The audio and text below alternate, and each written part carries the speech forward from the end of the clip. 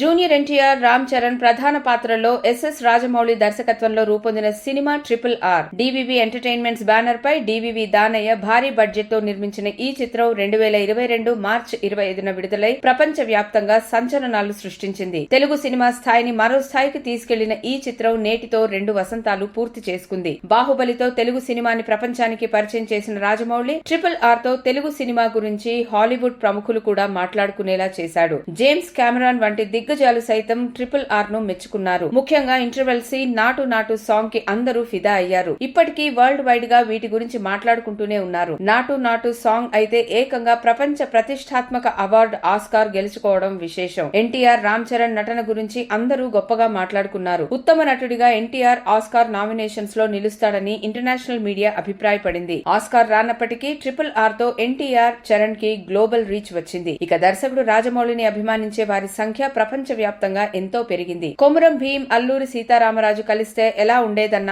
ఆలోచనతో ఫిక్షనల్ కథను రాసుకుని RRR ను రూపొందించాడు రాజమౌళి. భీమ్ గా ఎన్టీఆర్, రామ్ గా చరణ్ ఆయా పాత్రలకు ప్రాణం పోశారు. రాజమౌళి తన మేకింగ్, మార్కెటింగ్ స్కిల్స్ ఏంటో మరోసారి నిరూపించాడు. ఈ సినిమా వరల్డ్ వైడ్ గా 1300 కోట్లకు పైగా గ్రాస్ రాబట్టి సత్తా చాటింది.